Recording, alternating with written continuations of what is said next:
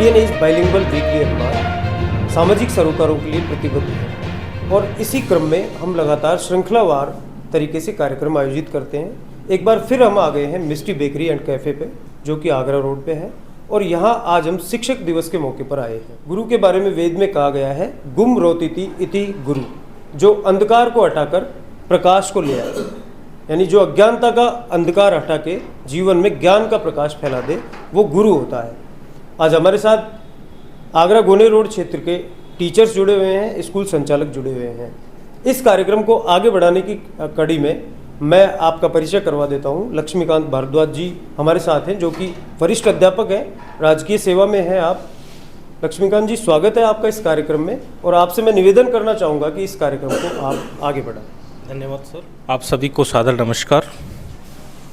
मंच को, मही को, माँ को प्रणाम करता हूँ, साथ ही आप सबको प्रणाम करता हूँ। आप आशीष दीजिएगा दोनों हाथों से, आज की शाम शिक्षा के नाम करता हूँ।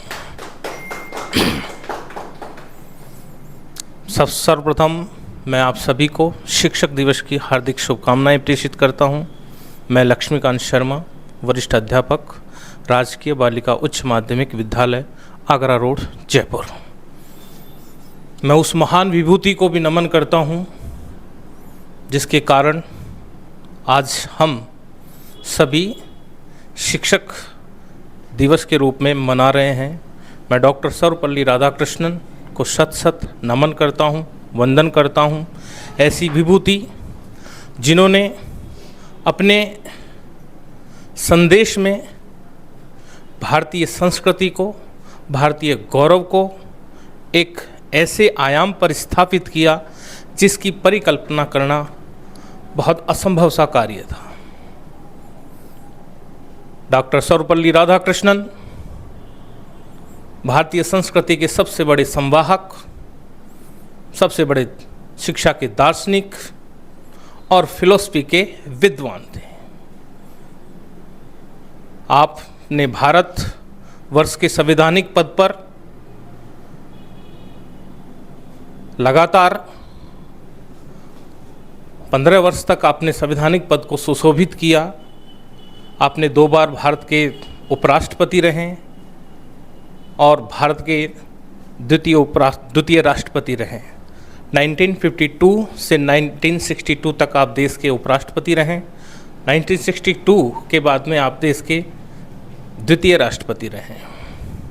आपको भारत सरकार के द्वारा 1954 में भारत रत्न दिया गया, जो कि एक अपने आप में उनके द्वारा स्थापित आयाम को परिभाषित करता है।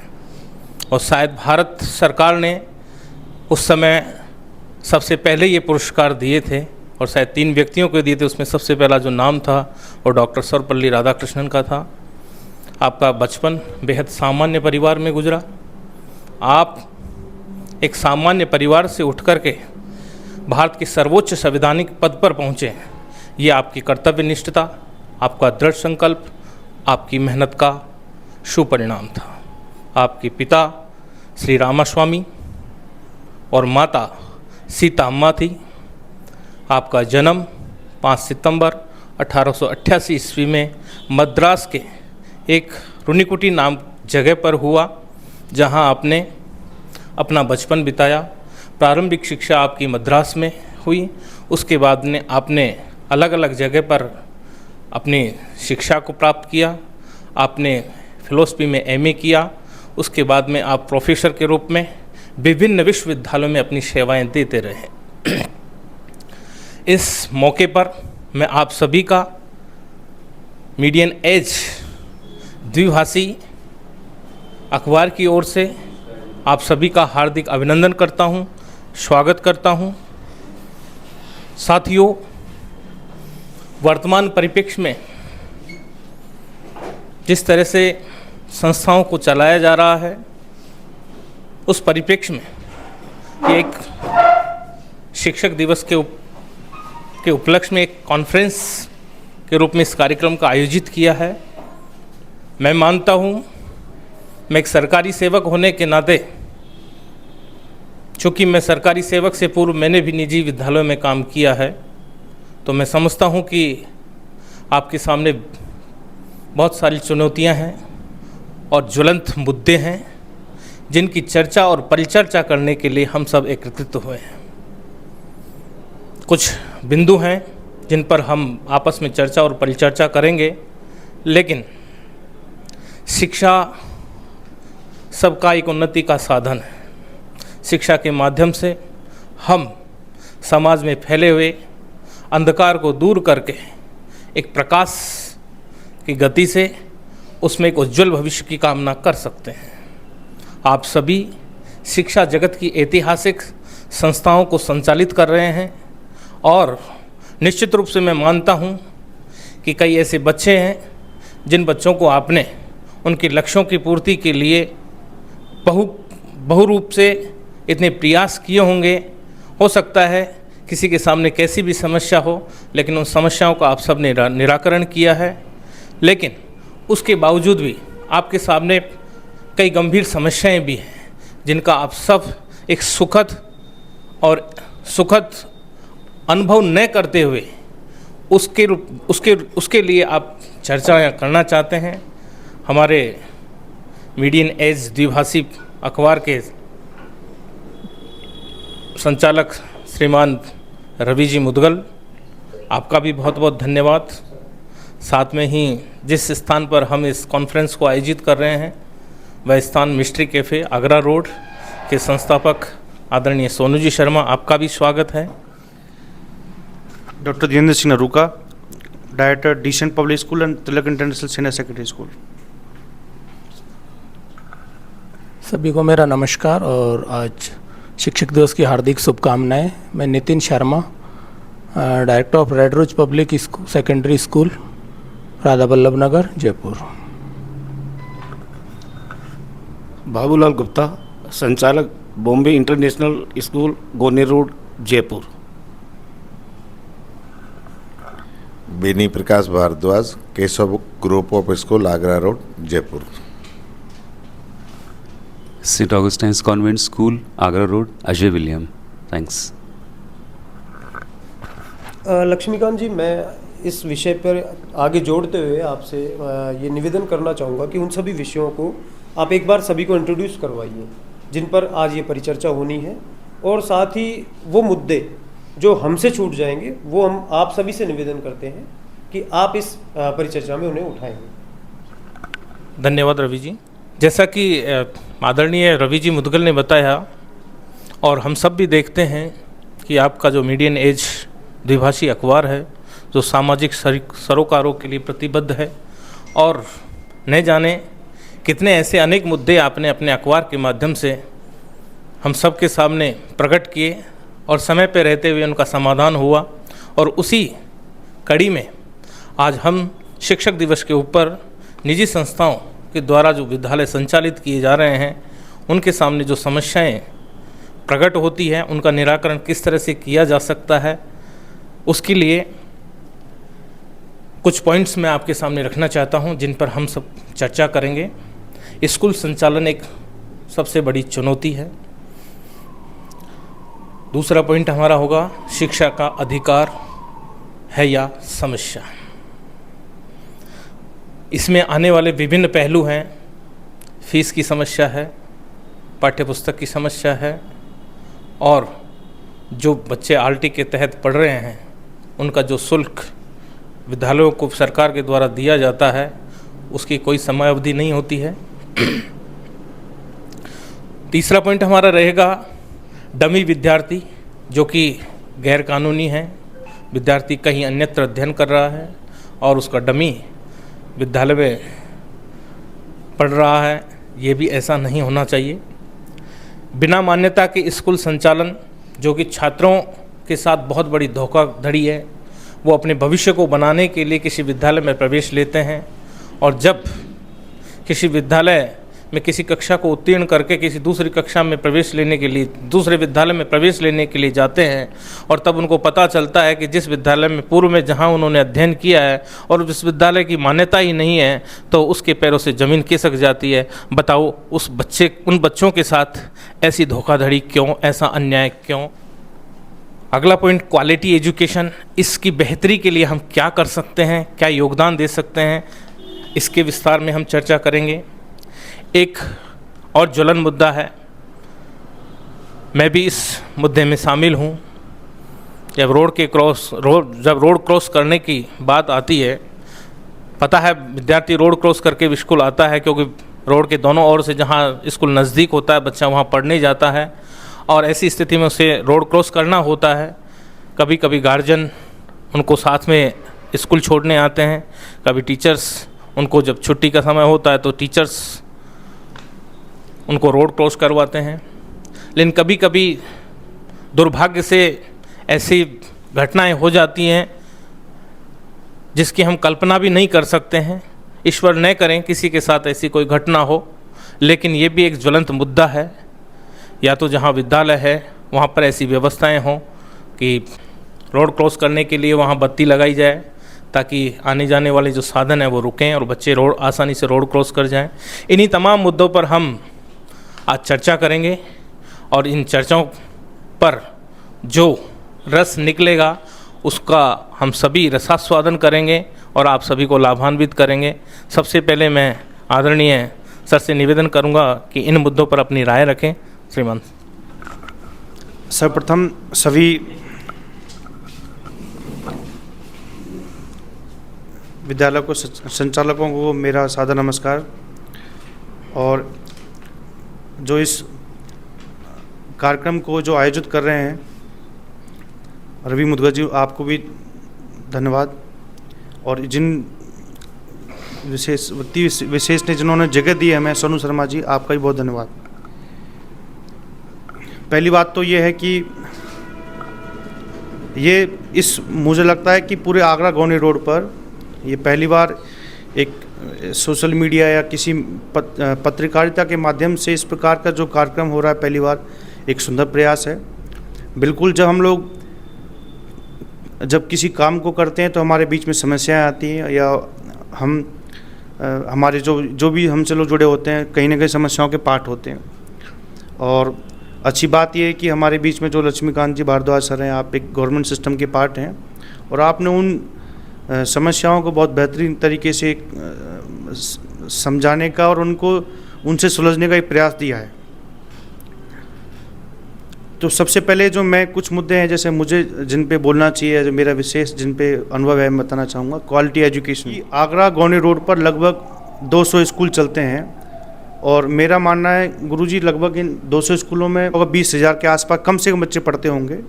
यानी कि ये सारे वो बच्चे हैं जो कहीं ना कहीं स्कूलिंग के पार्ट हैं, जिनकी एज 3 से लेकर और 18 वर्ष के बीच होती है।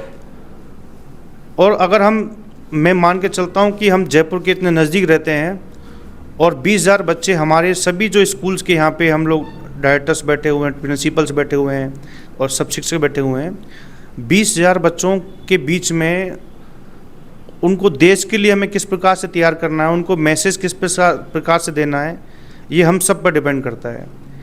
क्योंकि हम सभी को पता है कि कोरोना के बाद 2019 के बाद जिस प्रकार से एजुकेशन में अमूलचूल परिवर्तन हुए हैं, उस सभी से हम लोग कहीं ना कहीं अफेक्ट हुए हैं। और हमें सभी को पता है कि इसका जो मुख्य रूप से जो रीज़न रहा है वो कहीं ना कहीं सोशल मीडिया रहा हुआ है, मोबाइल फ़ोन्स रहा हुआ है। क्योंकि 20-21 सेशन में और 21-22 जो सेशन था जनरली वो ऑनलाइन एजुकेशन का था। पेरेंट्स की मजबूरी थी बच्चों को फ़ोन देना, और बच्चों के पास उसके बेनिफिट्स भी थे ऑनलाइन एजुकेशन के, तो कुछ उसके डिमेरिट्स भी थे। तो हमें खूब पता है कि आजकल सोशल मीडिया के माध्यम से, यूट्यूब के माध्यम से अच्छी चीज़ें दी जा रही हैं, तो कहीं ना कहीं उनके बहुत सारे नेगेटिव पॉइंट्स हैं, जिससे अभिभावकों को ज़्यादा जानकारी नहीं होने की वजह से बच्चे की साइकोलॉजी में काफ़ी परिवर्तन आया है। और उन सभी समस्याओं से ज़्यादातर जो सामना करना पड़ रहा है वो कहीं ना कहीं शिक्षक हैं और उस स्कूल्स के डायरेक्टर हैं। तो ये हमारे लिए पिछले 3 साल में बहुत बड़ी चुनौती है कि उस युवा पीढ़ी को हम किस प्रकार से एक सही मार्गदर्शन दे पाएँ।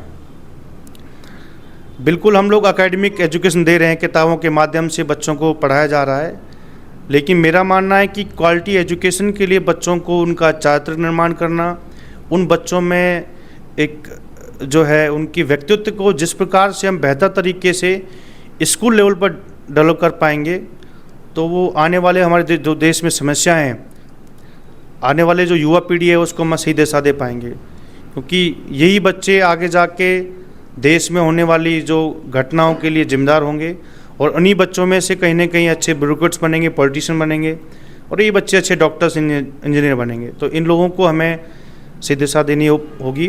तो इसके सबसे अच्छे जो प्रयास है, हम स्कूल के डायरेक्टर, प्रिंसिपल्स, शिक्षक, मेरा एक यही सुझाव रहेगा।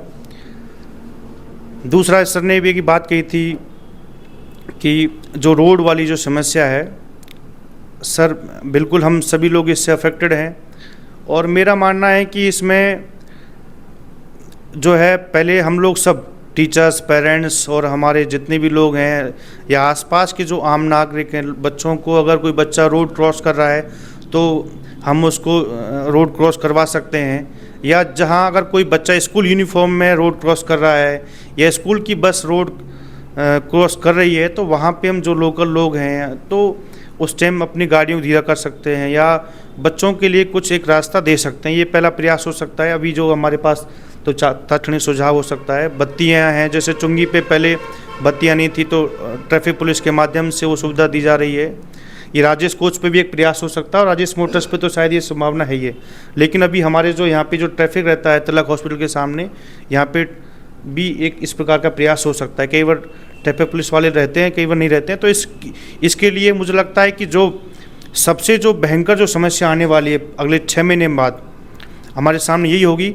इसके लिए हम यहाँ के जितने भी लोकल पॉलिटिशियन हैं, सामाजिक लोग हैं और जितने भी स्कूल्स के डायरेक्टर्स हैं, उनको बैठकर इस मुद्दे पे डिस्कशन करना होगा, क्योंकि जो दिल्ली बॉम्बे हाईवे है वो शायद 2 महीने बाद स्टार्ट हो जाएगा गवर्नमेंट के बाद में। तो मुझे लगता है जो दिल्ली लोग जा रहे हैं उनकी गाड़ियों की संख्या बढ़ेगी, लगभग उनका जो ट्रैफिक का सिस्टम है शायद 30% और इंक्रीज़ हो जाएगा। और मुझे लगता है जब बाहर का, जयपुर शहर का अननोन व्यक्ति इस लोकल रोड से गुजरेगा तो वो इस रोड की जो गतिविधियां उनसे अननोन होगा और हमारे स्कूल्स के बच्चे उस दुर्घटना का पार्ट नहीं बनने, और इसलिए हमें सोचना पड़ेगा। और एक जो नेक्स्ट में सुझाव, ये हम लोगों को यहाँ के जितने पॉलिटिशियन हैं, सामाजिक लोग हैं, हम यहाँ के राजनेताओं से मिलकर बात कर सकते हैं कि शायद सुझाव चल भी रहा होगा। जिस प्रकार से गवर्नमेंट ने ये झालाना से लेके ट्रांसपोंडर के बीच में वो जो एलिवेटेड रोड का प्लान किया है, तो इसका सबसे अच्छा सुझाव यही रहेगा, गुनी से लेके और रिंग रोड के बीच में जो एलिवेटेड रोड हो जाएगा तो मुझे लगता है नीचे इजी गोइंग जो आसपास रोड के इधर उधर जो संस्थाएं चलती हैं उनको आने जाने में 3 विधानसभाएं, लगभग 3 विधानसभाओं के नेताओं को हम यहाँ के जो लोकल लोग चुनते हैं, तो हम उन जो व्यक्ति राजनीति में आना चाहता है उन लोगों के माध्यम से इस मुद्दे को बहुत उठा सकते हैं। और ये बहुत बड़ी समस्या भी है, कई प्रकार की जो चीज़ें हैं, इस आगरा गोनी रोड को जयपुर शहर से बिल्कुल अनभिज्ञ रखा जाता है, यहाँ के चीज़ों को हम लोगों को एक बैकवर्ड तरीके से देखा जाता है। तो इसके लिए बहुत दिनों बाद शायद किसी व्यक्ति ने एक अपने जीरो से एक शुरुआत की है। रवि जी कई प्रकार के कार्यक्रमों के माध्यम से ये चीज़ों को आप हमारे बीच में, सबके बीच में आप लाने का प्रयास कर रहे हो। रवि जी, मैं आपको बहुत धन्यवाद देना चाहूँगा। और बिल्कुल हम सब मिलकर अगर किसी समस्या का समाधान दे सकते हैं तो बिल्कुल हम इसका पार्ट बनना चाहेंगे। धन्यवाद सर। सर ने 2-3 मुद्दों पे बात की। शिक्षा को अगर बिजनेस से जोड़ा जाए तो वो शिक्षा नहीं रहता। गवर्नमेंट के पास इतने संसाधन नहीं होते कि वो सभी को अच्छी क्वालिटी की शिक्षा दे सके, क्योंकि पब्लिक लगातार बढ़ती जा रही है। प्राइवेट स्कूल्स गवर्नमेंट का काम को इजी कर रहे हैं। जैसे जैसे एरिया विकसित होता जा रहा है, अभी ये अनडेवलप्ड एरिया है, नई नई कॉलोनियाँ विकसित होती जा रही हैं, नए नए स्कूल खुलते जा रहे हैं। सर ने एक मुद्दे पे बात की, डमी स्टूडेंट। लगभग सर ने बताया 200 स्कूल इस क्षेत्र में संचालित हैं, लेकिन मैं सर से कहूँगा 200 नहीं, 200 प्लस और हैं। 200 के लगभग डमी स्कूल संचालित हैं, और छात्र संख्या भी शायद आपके अनुमान से वो डबल होगी, क्योंकि वो कैलकुलेशन में नहीं है। तो वो किस तरह स्कूल संचालित कर रहे हैं, या गवर्नमेंट की जो रूल्स रेगुलेशन है उनको फॉलो कर रहे हैं, नहीं कर रहे हैं। जो डमी स्कूल्स हैं वो भी यहीं के स्कूल हैं, वो उनको किस तरह से संचालित करवा रहे हैं। शायद कुछ स्कूल्स हैं जिनमें एक भी स्टूडेंट नहीं है, लेकिन अगर उसकी क्वांटिटी देखोगे आप तो सेकेंडरी में 600 स्टूडेंट्स, 600 के लगभग स्टूडेंट्स उनके बोर्ड में बैठते हैं। और आप इस स्कूल में जाके देखोगे तो वहाँ पे एक भी स्कूल में एक भी स्टूडेंट नहीं मिलेगा आपको। उनके माध्यम से शायद 50 या 50+ स्कूल संचालित हैं। तो डिपार्टमेंट को सब कुछ पता है और डिपार्टमेंट की सह पे ही वो स्कूल संचालित हो रहे हैं। अब प्रॉब्लम जब आती है जब बच्चे को पता चलता है कि इस स्कूल की तो मान्यता ही नहीं है। वो डिपेंड करता है कि पेरेंट्स किस तरह का, लेकिन सर आजकल सभी के पास एंड्रॉयड फ़ोन होता है, सब कुछ ओपन है, हर स्कूल का रिकॉर्ड ओपन है, वो चेक कर सकते हैं। रही बात आरटी की बात, सर आरटी में यही नहीं है कि जो गरीब लोग हैं वही आरटी में एडमिशन लेते हैं। आरटी में आजकल मैक्सिमम पेरेंट्स को ये होने लग गया है कि मैं आरटी में पढ़ाऊँ मेरे बच्चे को और अच्छी स्कूल में एडमिशन हो। वो सबके लिए पॉसिबल नहीं है। आरटी का पेमेंट है वो 2 से 3 साल में रिसीव होता है, तो इतने बच्चे हो जाते हैं कि उनको एजुकेशन देना किसी भी स्कूल संचालक के लिए इजी टास्क नहीं होता है। तीसरा मुद्दा सर ने बताया रोड साइड का। आज भी एक मैं बताऊंगा, आज एक एक्सीडेंट हुआ है लोनिया हाउस में और काफ़ी दयनीय स्थिति थी उस बच्चे की, उसको बिल्कुल बॉडी को ही कुचल दिया गया। तो सर एक ट्रेंड आया, पहले पॉपुलेशन बहुत कम होती थी, स्कूल भी कम होते थे, लेकिन शायद व्हीकल्स की ज़रूरत नहीं पड़ती थी। आजकल हम रेस में इतने हैं कि आप सुबह जब जाके देखते हैं सारे स्कूल संचालक बैठे हुए हैं, इनकी भी गाड़ियाँ, सबकी गाड़ियाँ जाती हैं। सर वो कैसे गाड़ी को क्रॉस करते हैं, कैसे चलाते हैं, किस तरह स्टूडेंट को भर के लेके जाते हैं, वो भी एक बहुत बड़ी समस्या है। आरटीओ भी बहुत सारे वो करती है कि इस तरह के रूल्स रेगुलेशन होने चाहिए, सीसीटीवी कैमरा होना चाहिए, ये होना चाहिए। जिन बसों में बच्चे जाते हैं सर उसकी फिटनेस भी नहीं होती है और उसकी कैपेसिटी आई थिंक 50-52 होती है। 100+ बच्चे भी स्कूल में मैंने देखे हैं। तो सर एक्सीडेंट का रीज़न बहुत सारे रीज़न है, लेकिन अब पेरेंट्स भी एग्री है भेजने के लिए और कहीं ना कहीं कुछ चीज़ मैटर करती हैं, तो वो इजी गोइंग चलती रहती है। थे मैं आप सभी को, मीडियन एज को धन्यवाद देता हूं जिन्होंने मेरे को यहाँ बुलाया और इसके लिए बोलने का मौका दिया। बहुत बहुत धन्यवाद। धन्यवाद सर नितिन जी। निश्चित रूप से स्वागत योग्य आपके सुझाव, कई बातें आपने बताई और मैं भी उसका समर्थन करता हूं। दिनों दिन जो समस्याएं डीएस नरूका साहब ने बताई उन सब से भी हम सहमत हैं कि आगरा रोड पर एलिवेटेड रोड बनना चाहिए, ताकि लंबी दूरी पर जो जाने वाले साधन हैं वो निरंतरता से आसानी से निकल जाएं और स्कूल्स के जो बच्चे हैं आसानी से रोड क्रॉस कर लें, या वहाँ पर बत्ती की व्यवस्थाएं की जाएं ताकि वहाँ ट्रैफिक रुके, बच्चे जब रोड क्रॉस कर ले ट्रैफिक चालू हो जाए, सरकार वहाँ पर ट्रैफिक पुलिस की व्यवस्थाएं करें। चूँकि मैं बता रहा था कि मीडियन एज द्विभाषी जो अखबार है, जो सामाजिक सरोकारों को लेकर के अपनी प्रतिबद्धताओं के लिए जाना जाता है, आगरा रोड पर ऐसी कई समस्याएं हैं।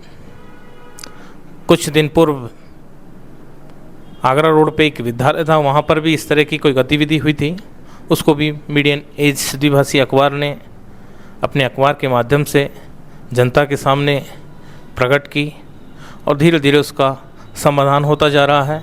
धन्यवाद मीडियन एज इस कार्य के लिए।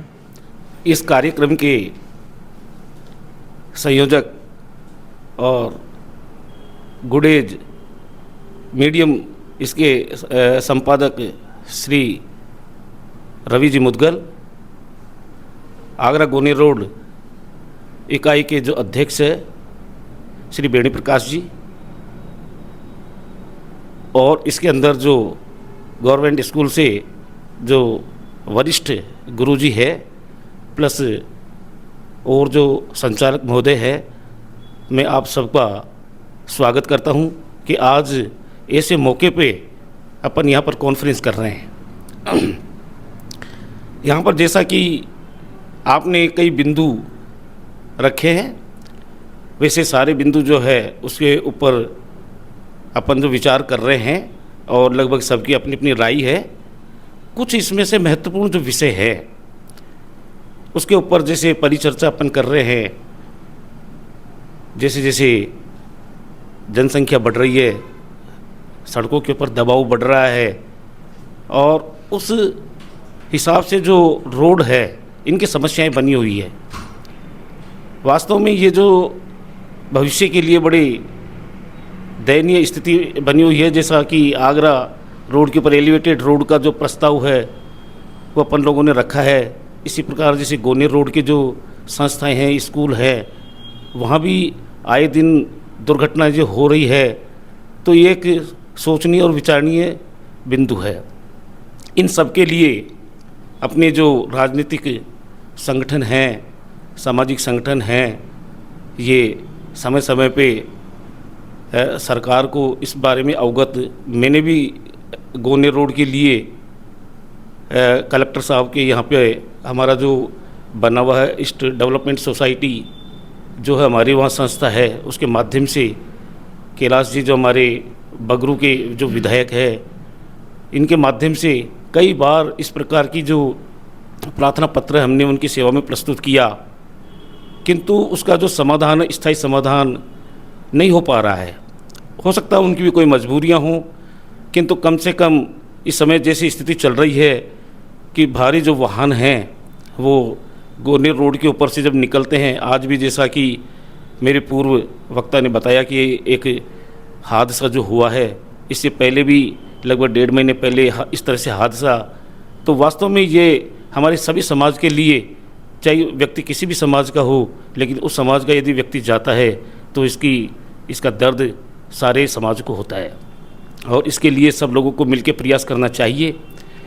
केवल अपन निजी स्कूल चला रहे हैं, बड़ी अच्छी बात है, बच्चों को शिक्षा दे रहे हैं, और इस शिक्षा के साथ साथ बच्चे का सर्वांगीण विकास होना चाहिए। एक पाठ्य पुस्तकों की शिक्षा सभी विद्यालय देते हैं, सरकारी विद्यालय भी दे रहे हैं, अपन भी दे रहे हैं, लेकिन अपना थोड़ा सा मानसिकता ये हो कि जो बालक अपने पास में आ रहा है वो भारतीय संस्कृति के उससे कुछ लेके जाए। अपने मान लो जो भी कई चीज़ें ऐसी होती है जो प्रार्थना के अंदर अपन इंक्लूड कर सकते हैं। मान लो आप इंग्लिश मीडियम चला रहे हैं, बहुत अच्छी बात है, लेकिन भारतीय संस्कृति के अंतर्गत जो चीज़ें आती है वो अपने विद्यालय के अंदर आप अपन को लागू करनी चाहिए। और सबसे महत्वपूर्ण जो बालकों के विकास के लिए कि बालकों को कम से कम आधा घंटे की क्लास इस प्रकार की होना चाहिए कि बालक का जो नैतिक स्तर है वो ठीक हो। आज एक पाश्चात्य सभ्यता की दौड़ में जो बच्चे दौड़ रहे हैं, एक मोबाइल ऐसी बीमारी है, हालांकि इसका उपयोग ज़्यादा है, लेकिन मैं सोचता हूँ कि मेरी दृष्टि से इसका उपयोग बच्चों के लिए उतना नहीं है जितना होना चाहिए, क्योंकि इसका दुरुपयोग ज़्यादा हो रहा है। बच्चों को मोबाइल से अपन समय समय पे जैसे कोई बहुत ही बढ़िया चीज़ हो उसके लिए तो अपन वो प्रेरित करें, लेकिन बच्चा दिन भर यदि मोबाइल पे लगा रहता है वो स्थिति ठीक नहीं है। घर के ऊपर पढ़ाई का जो समय विभाग चक्र बच्चे का इस प्रकार का होना चाहिए, उसका व्यवहार अपन से बड़ों से किस प्रकार का है, आस पड़ोस से किस प्रकार का है, विद्यालय में किस प्रकार का है, वो बातचीत के अंदर कैसी भाषा का उपयोग कर रहा है, ये सारी की सारी चीज़ें बच्चे के अंदर डेवलप होनी चाहिए। इसके अलावा जैसे अभी सरकार की तरफ से अब निजी स्कूलों के अंदर आरटी का जो प्रावधान है वो किया गया है, लेकिन बड़ी विचित्र बात है कि अभी सरकार ने कैसे प्री प्राइमरी का जो है वो भुगतान नहीं होगा, बाकी का भुगतान होगा, जबकि सरकार की तरफ से वो पैसा भी मेरे ख्याल से किसी का 3-3, 4-4 साल तक भुगतान नहीं हो रहा है। प्राइवेट स्कूल तो टोटल जो है वो फीस के ऊपर ही निर्भर रहता है, उनके खर्चे भी होते हैं, तनख्वाहें भी देनी पड़ती है और भी विकास के कार्य करने पड़ते हैं। लेकिन अब सरकार में बैठे हुए जो अधिकारी है इस प्रकार का जो फरमान ये निकालते हैं, बड़ी विचित्र स्थिति है। जैसे प्री प्राइमरी के पहले 3 क्लासें होती है और 3 क्लासों के अंदर वो निःशुल्क यदि बालकों को वो विद्यालय पढ़ाएगा तो उसके खर्चे कैसे चलेंगे, ये बड़ी विडंबना की बात है। इसके बारे में सरकार को भी सोचना चाहिए। जो सरकार के जो नुमाइंदे हैं ऐसे आदेश जो निकालते हैं, लेकिन इस राजनीति में देखने में आया है कि इसकी तरफ किसी का ध्यान नहीं है। ये इसके माध्यम से मैं ये कहना चाहूँगा कि इस प्रकार के जैसे जो प्री प्राइमरी का भुगतान वो भी बिल्कुल निश्चित रूप से उनको होना चाहिए, ताकि जो छोटे छोटे जो बड़े बड़े स्कूल है इसके ऊपर कोई फ़र्क नहीं पड़ता है, लेकिन जो छोटे छोटे स्कूल है उसके ऊपर इस चीज़ का वो बहुत फ़र्क पड़ता है। मैंने ऐसे संचालकों को देखा है जो ये मान के चलिए कि हेड टू माउथ, जो अब उसके लिए भी यदि प्री प्राइमरी के अंदर मान लो बच्चों को यदि निःशुल्क पढ़ाएगा तो क्या टीचर्स जो आएंगे वो सैलरी नहीं लेंगे? उसके पास में जैसे लाइट का बिल है और सारे के सारे कॉमर्शियल ये कर रखे हैं, तो ये सरकार की जो इस तरह की नीति है ये गलत नीति है। इस मौके पे बाकी और सब जो मेरे जो आगे जो वक्ता है ये बात बताएंगे। धन्यवाद गुप्ता जी सर। आपने इस परिचर्चा में कुछ शब्दों जैसे मैं कहूँ भारतीय संस्कृति, मोबाइल और आरटी के शुल्क के बारे में आपने चर्चा की, उसके समाधान भी आपने प्रस्तुत किए। निश्चित रूप से भारतीय संस्कृति पर हम सबको गौरव है और गौरव करना चाहिए, और मैं भी चाहूँगा कि आप भी अपने संस्थानों के द्वारा पढ़ने वाले विद्यार्थियों को भारतीय संस्कृति के संवाहक बनाएं और हमारा जो आधारभूत ढांचा है उसको बरकरार रखें। दूसरा, आपने मोबाइल का जिक्र किया सर। मोबाइल भी एक विकट समस्या है, लेकिन मोबाइल भी हमारे जीवन में एक जीवन का पार्ट हो गया। इसके बिना हम रह नहीं सकते। यदि मोबाइल का सदुपयोग है तो कहीं कहीं पर उसका दुरुपयोग भी होता है। आप सभी से मेरी गुजारिश है कि प्राय मैंने देखा है कि बच्चा गार्जियन से विद्यालय के होमवर्क के नाम पर अपने गार्जियन से मोबाइल लेता है, और उस स्थिति में या विद्यालय से होमवर्क मिला है या नहीं मिला है, लेकिन गार्जियन ये समझता है कि बच्चे को विद्यालय का काम करना है, तो उस स्थिति में गार्जियन को झुक करके भी अपने बच्चों को मोबाइल देना पड़ता है। मैं आपसे गुजारिश करूंगा कि एक इसका समय निर्धारित करें कि उसी पीरियड में बच्चे को गार्जियन मोबाइल दें, ताकि जो बच्चा मोबाइल का दुरुपयोग कर रहा है, शायद मैं समझता हूं कि वहाँ उसका सदुपयोग हो सके। तमाम मुद्दों पर आदरणीय गुप्ता जी ने विस्तृत चर्चा की है। यह कार्यक्रम जिस स्थान पर हम आयोजित कर रहे हैं, मिस्ट्री कैफ़े आगरा रोड पर, एक भव्यता लिए हुए हैं। मैं इस कार्यक्रम को जो देखने वाले सभी साथियों से अनुरोध करूंगा कि आप इस मिस्ट्री कैफ़े पर पधारें, फूड का आनंद लें। आज के इस प्रोग्राम को के रचयिता कहूँ या ऑर्गेनाइज कहूँ, मीडियन एज के डायरेक्टर रवि मुदगल जी, और जहाँ बैठ कर के चाय की चुस्कियाँ ले रहे हैं, आनंद ले रहे हैं, वहाँ के डायरेक्टर साहब जिन्होंने हमें यहाँ के लिए सीट दी, जगह दी, आप सभी के आभारी हैं। मैं वहीं से चलता हूँ कि एक शिक्षक समाज से लेकर के राष्ट्र का निर्माण करता है। अब गवर्नमेंट ने एक एक पॉइंट लक्ष्मीनारायण जी ने बताया कि पहले राइट टू एजुकेशन, शिक्षा का अधिकार लागू कर दिया, लेकिन शिक्षा का अधिकार वास्तविकता में देखा जाए तो मुझे इतने वर्षों के अंदर जब से चालू हुआ है तब से देख रहा हूँ कि एक्चुअल गरीब व्यक्ति को शिक्षा का फ़ायदा नहीं मिल पा रहा है। उसका फ़ायदा कौन? उससे उच्च वर्ग के, जिसके पास में गाड़ी है, अच्छा घर में एसी लगी हुई हैं, बड़ी फैक्ट्री है, प्राइवेट जॉब है, एक शपथ पत्र बनवा लिया उसने और राइट टू एजुकेशन के अंदर फार्म भर दिया, उसके अंदर लॉटरी निकल रही है, उसका एडमिशन हो रहा है। गरीब का बच्चा आज भी छूट रहा है। इसके अंदर गवर्नमेंट की कमियां हैं कि उनको एक तरह से अच्छे ढंग से उनकी कोई आय या उसके बेसिकली भाई मकान लैंड उसको भी देखना चाहिए, या किस तरह से उसकी सुख सुविधाएं, उसके पश्चात। अन्यथा वही स्थिति चलती रहेगी, गरीब को फ़ायदा मिलेगा नहीं, अमीर को ही मिलता रहेगा, गरीब गरीब भी रहेगा, उसको सुविधाएं मिल पाएगी।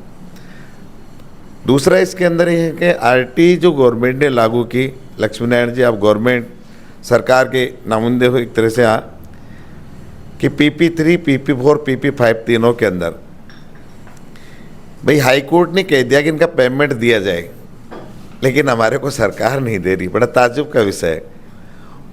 अब मैं स्कूल शिक्षा परिवार से जयपुर शहर ईस्ट का जिला अध्यक्ष होने के नाते या हमारे पूरे जो स्कूल शिक्षा परिवार ने, हमने बिल्कुल सभी स्कूलों को कह दिया है कि PP3, PP4, PP5 का पैसा ले।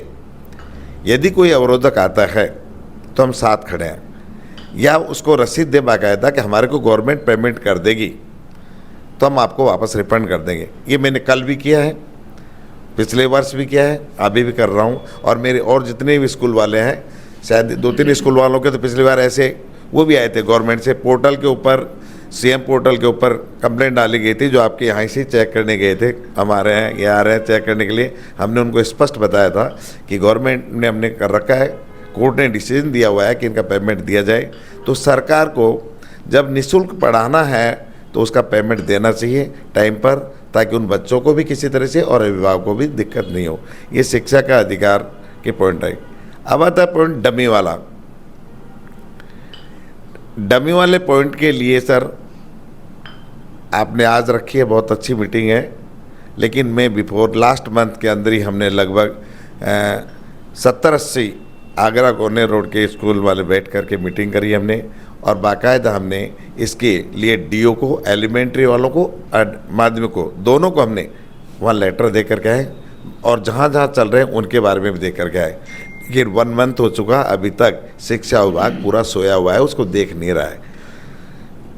मैं तो ये भी कहूँगा कि शिक्षा विभाग ही क्यों देखे। सर आपको भी नोडल बना रखा है, मीना पार्डी को भी यहाँ नोडल बना रखा है, खानियों को भी नोडल बना रखा है, लूनियावास को भी नोडल बना रखा है, विजयपुरा को भी नोडल बना रखा है, और सबको पूरे पावर दे रखे हैं कि आपके एरिया के अंदर कितने स्कूल ऐसे हैं जो डमी स्टूडेंट्स को बैठाते हैं या बिना मान्यता चल रहे हैं। आप भी चेकआउट करें, DO का आपको निर्देश है चेक करने के लिए। लेकिन एक सर ने अभी मेरे से पहले बताया कि उसके अंदर कहीं न कहीं आपस में मेल मिलाप और कोई कार्रवाई नहीं करना, ये आप लोगों की कमी है। इसको हम उठा रहे हैं, इस मुद्दे को हम भी उठा रहे हैं कि किसी भी स्थिति में डमी वाले स्टूडेंट्स के ज़्यादा ये प्रति स्कूलों के अंदर ये नहीं पनपे ज़्यादा है। दूसरा, आज ही आपके गवर्नमेंट ने एक बहुत अच्छा उससे हटने का एक और निकाल दिया कि आगे आने वाले टाइम में 9th और 11th की एग्ज़ाम राज्य स्तरीय एग्ज़ाम होगी।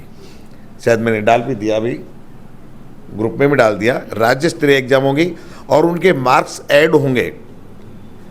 9th वाले बच्चे के 10th में ऐड होंगे, तो मास्टर कंपल्सरी स्टूडेंट्स को आना और स्कूल क्लास ज्वाइन करना। उधर 11th वाले के मार्क्स ऐड होंगे तो 12th के अंदर भी उसको। तो इससे जहाँ तक है मेरे हिसाब से गवर्नमेंट के पास में दबाव भी था और काफ़ी वो भी था कि डमी क्लासेज वाला आ रही है। इस वजह से गवर्नमेंट ने ये राज्य स्तरीय एग्ज़ाम का करने की कोशिश कर रही है। शायद इससे इसका समाधान निकल सकता है कुछ भी। और उसके अलावा तो आपके नोडल हैं जो चेक करें कौन है, किस तरह से हैं। बिना मान्यता वाले मैं लगभग 50 के समथिंग स्कूल वालों का, और जो अटैचमेंट में चला रखे हैं उनका मैं देख कर के आया हूँ। उन्होंने मैं आश्वासन दिया था कि 1-2 सीट पर प्रॉपर नहीं थे वर्क, लेकिन वही चैनल वहीं से चलेगा, वहाँ से नोडल को आएगा, नोडल वाले के मिलने वाले हो जाएंगे और इस पर कार्रवाई नहीं होती है। आज आगरा रोड के ऊपर सर अटैचमेंट में उसके लिए बेधड़क मैं खुद विरोध में हुआ लोगों के, लेकिन मेरे को काफ़ी जो स्कूल वाले उनके पास में बेचारे मान्यता लेकर के बैठा हुआ है, वो स्कूल वाला बेचारा रोज़ मुझे कह रहा है, रोज़ मुझे, और ऐसी स्थिति में हमें आना पड़ेगा। हमारे कुछ लोग ऐसे भी हैं जो वहाँ मिल कर के वहाँ बाबुओं से सेटिंग करने में लग रहे हैं, यार ऐसा काम कर लो, इसको हमें बता देना, वहाँ चेक करने आए। तो हम एक टीम बना रहे हैं उसके लिए।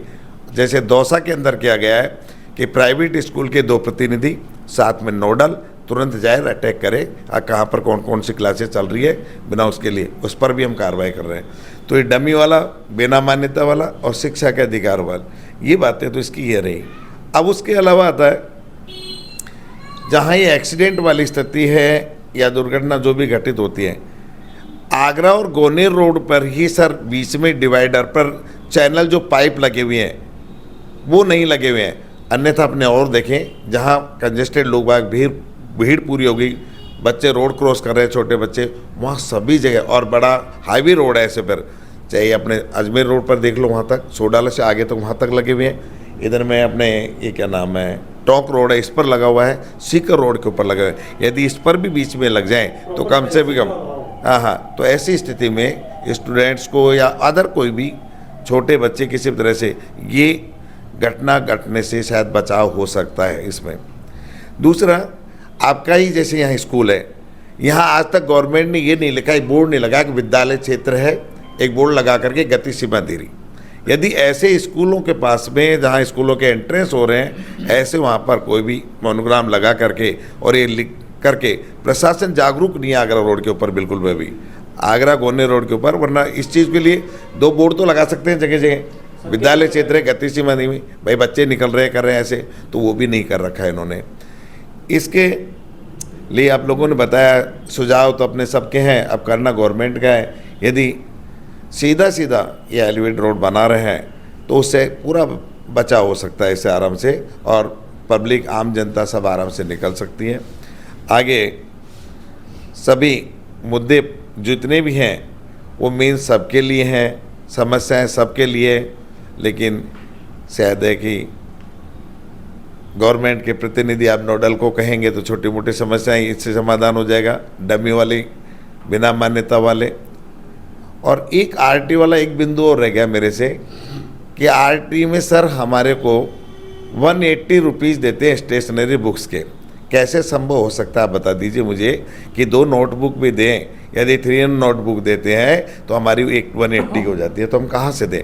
ऐसी स्थिति के अंदर हम सभी स्कूल वाले हम मजबूर हो करके हम ये कह देते हैं कि भाई 200 रुपीज़ हमारे से ले जाओ, ये सामग्री ले आओ, बाकी हम पुस्तक इतने में नहीं दे सकते। गवर्नमेंट को पता है सब चीज़ें, ये खाली दिखावटी करवाना चाहती है, बात अलग है। मैं कहना चाहूँगा, शिक्षक तुम ही जादूगर हो, शिक्षा से महान बनाते हो शक्ति की महाबाढ़ जो गुणों से महान बनाते हो, और धैर्य, साहस, मित्रता, प्यार और कर्तव्यपरायणता और अनुशासन छात्रों को सिखाते हो। ऐसे शिक्षकों को बहुत बहुत प्रणाम, धन्यवाद। मीडिया में सबसे पहले साधुवाद, धन्यवाद रवि जी को इस पहल के लिए कि स्कूल वालों के हित के लिए स्कूल वालों ने ना सोच के, मतलब आपने सोचा पहले, तो मैं अकेला ही चला था जानिब मंजिल, मगर लोग आते गए, कारवां बनता गया, तो बहुत कम लोग भागे, चिंता मत कीजिए, ये बिल्कुल एक कारवे में तब्दील होगा।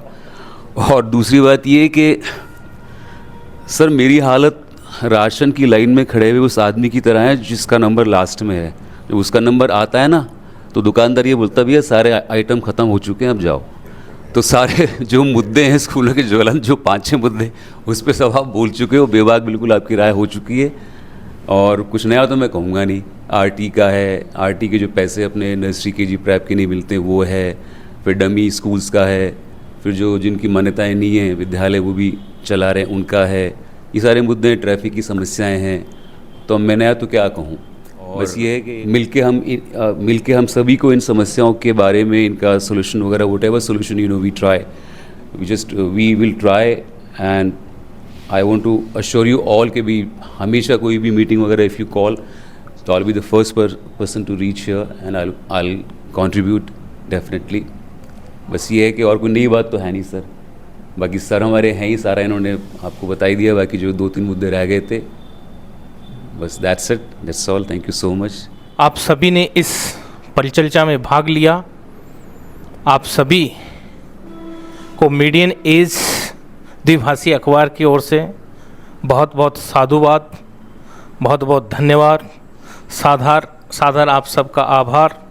आपने अमूल्य समय इस द्विभाषी अखबार के लिए दिया, और हम सब यह उम्मीद करते हैं मीडियन एज द्विभाषी अखबार के संचालक श्रीमान रवि जी से कि जो आप सब की ज्वलंत समस्याएं हैं उनका निराकरण आप कैसे अपने अखबार के माध्यम से प्रशासनिक सेवा, प्रशासनिक स्तर पर, सरकारी स्तर पर, राजनीतिक स्तर पर आप पहुंचाएं, ताकि आगरा रोड और गोनेर रोड पे जो निजी विद्यालय हैं, सरकारी विद्यालय हैं, उनको लाभ मिले, ऐसी व्यवस्थाएं हो। मैं आदरणीय रवि जी से निवेदन करूंगा कि वो आज के कार्यक्रम की परिचर्चा को हम अभी समाप्त करने जा रहे हैं, उससे पूर्व आप अपने विचार व्यक्त करें।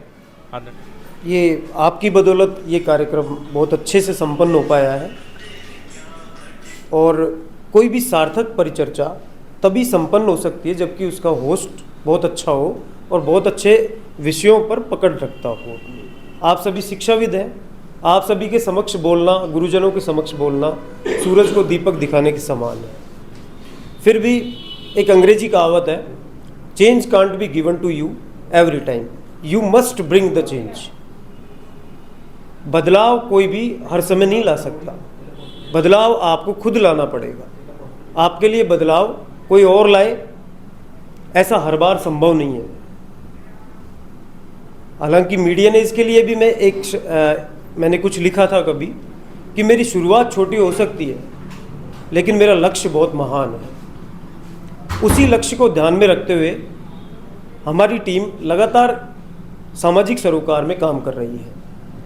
मेरी ये टीम भी बड़ी धन्यवाद की पात्र है जो लगातार मेरे लिए सहयोग, मेरे लिए और मीडिया ने इसके लिए लगातार तत्पर रहती है। सोनू शर्मा जी जो मिस्टी कैफ़े के ओनर हैं, ये भी हमारे लिए बहुत धन्यवाद के पात्र हैं कि लगातार चौथी से 5वीं परिचर्चा यहाँ आयोजित की जा रही है। और जब भी हमने इनसे इस बारे में निवेदन किया है, इन्होंने हर बार ऐसा कहा है कि ये जो मिस्टी कैफ़े है ये आपके लिए है, ऐसी कॉन्फ्रेंसेज आप यहाँ लगातार कर सकते हैं। तो धन्यवाद सोनू जी। मेरी टीम में राजेंद्र मीणा जी हैं जो सभी तरह के कैमरा संचालन से लेकर के एडिटिंग से लेकर के सभी तरह के कार्य करते हैं। मेरी टीम में खुशी शर्मा जी हैं जो हमारे रिसर्च टीम को हेड करती हैं और लगातार इस बारे में काम कर रही हैं। आप सभी इस परिचर्चा में शामिल हुए, आप सभी का बहुत बहुत आभार, बहुत बहुत धन्यवाद।